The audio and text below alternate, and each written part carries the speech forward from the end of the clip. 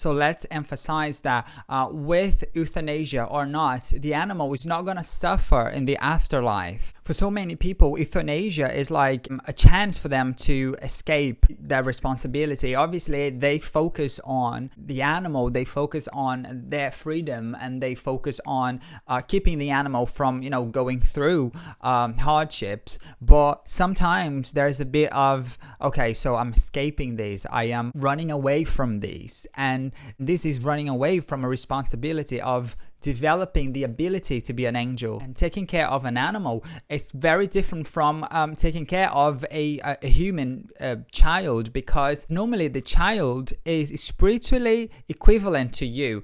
That means that the child is very similar to you in the essence, and sometimes more developed or more enlightened than you are.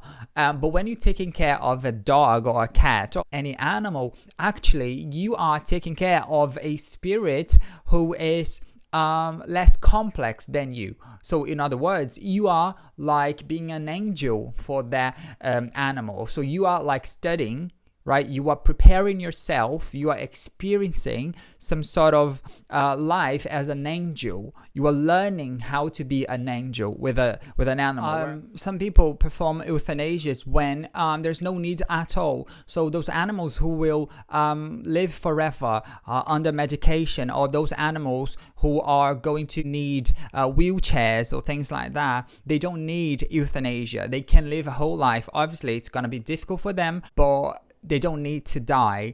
And euthanasia in these cases are extremely non-advisable. And this is such a disfavor for those spirits, because they will have to reincarnate and still go through the same disease or the same hardships to overcome that. Remember, animals, they do not have karma, but they are learning, they are experiencing pain. Pain is one of the things that we have to go through to evolve in the universe. Remember that life on planet Earth is temporary. We're not going to reincarnate forever here.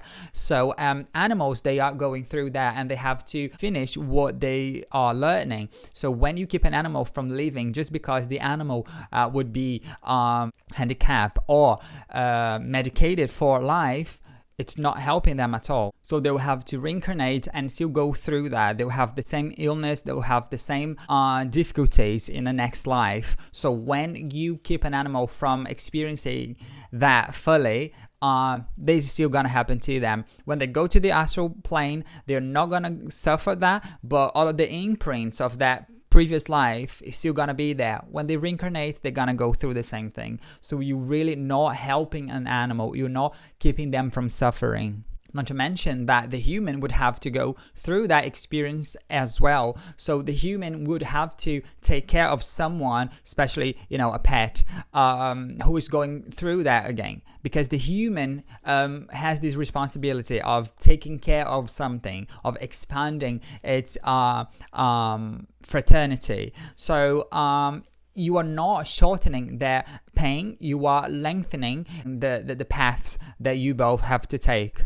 And let's not forget that many of these animals who are ill or suffer or go through an accident, in many occasions, they are actually absorbing that should go to you. So they are at home with you, and they are absorbing that. They are protecting you somehow. So they are living beings, but they also have their emotions and their auras. Euthanasia cannot be accepted. However, in cases where the animal is gonna die today, it's like the vet is saying to you, well, the animal is going to die in the next few hours. The animal is going to die now, today, in the next few minutes. Then it's acceptable. It's not advisable, but it's acceptable. There's not going to be any karma. There's no, divine justice, or it's not that you're not learning a lesson. Or no, that's okay. When the animal is dying right now, today, when the vet says there's nothing we can do, nothing, no fortune, no transplant, no surgery, no medicine, nothing. The animal is gonna die today, in the next few hours. Now, then fair enough.